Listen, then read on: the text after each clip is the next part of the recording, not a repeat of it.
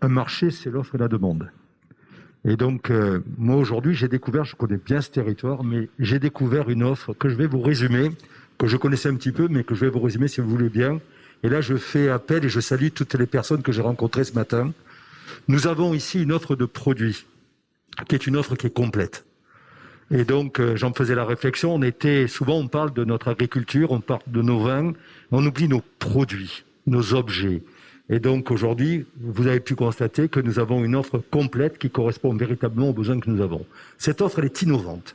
Il n'y a pas un stand que j'ai pu faire aujourd'hui sans voir de l'innovation dans des produits, comment on travaille la laine, comment on travaille des bijoux, comment on travaille des aquariums, comment on travaille des végétaux. Donc elle est innovante, elle est compétitive. Quand vous regardez aujourd'hui le prix des produits, et moi je connais vos produits, donc, et que vous regardez ce que ça coûte, le non made in Occitanie, vous apercevrez qu'il y a peu de différence, donc nous sommes compétitifs. Et surtout, elle est en pleine croissance.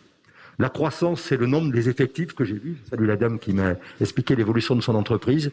Elle est croissance en termes d'effectifs, en termes de produits et en termes de créateurs d'entreprises.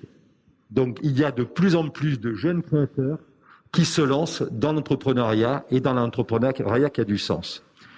Si on parlait un peu de deux mondes maintenant, il y a effectivement un contexte qui sont les fêtes de Noël. Mais oubliez ce contexte. Tous aujourd'hui, avec ce qu'on a vécu pendant cette période Covid, on a besoin de consommer des bons produits, mais des produits qui nous amènent du sens. Des produits donc il faut travailler nos enfants, des produits qui font travailler nos agriculteurs, des produits qui font travailler nos artisans, des produits qui consomment nos bonnes ressources, c'est-à-dire celles qui sont disponibles. Ça veut dire des produits locaux. Donc, pourquoi et comment est-ce qu'on peut dynamiser cet achat ou faire ce marché entre l'offre et la demande si en le faisant savoir? Et c'est ce que nous faisons aujourd'hui.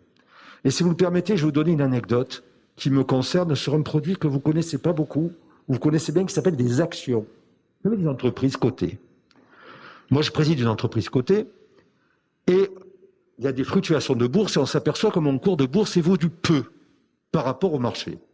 Ça veut dire que c'est bien. D'accord, ça ne descendait pas. Et donc, on a fait une analyse de nos actionnaires. Et on s'est rendu compte qu'on avait beaucoup d'actionnaires locaux. Et donc, j'ai questionné les actionnaires locaux. Et je leur ai dit, mais pourquoi vous achetez de l'IGE-UXAO? On m'a dit, on achète de l'IGE-UXAO parce que vos produits sont beaux et bons. On achète de l'IGE-UXAO parce qu'on peut venir vous toucher et vous voir. Parce qu'on sait ce que vous faites et on peut venir voir ce que vous faites. Et enfin, on achète IGE-UXAO parce que vous faites travailler nos enfants et nos entreprises. Mais écoutez, mesdames et messieurs, quand vous achetez Occitanie, vous achetez des beaux produits, vous achetez des bons produits et vous faites travailler votre territoire. L'économie et l'emploi, ce n'est pas de l'incantation, c'est une forte logique. Consommons nos produits. Merci. Merci Alain sur ce plaidoyer. Et je précise bien sûr que tous les exposants figurent dans le dossier de presse, soit qui a été distribué, soit qui a été envoyé par mail. Donc comme ça, pour les journalistes, si vous voulez faire un focus plus particulier sur un des exposants, vous avez les coordonnées pour pouvoir en effet le contacter.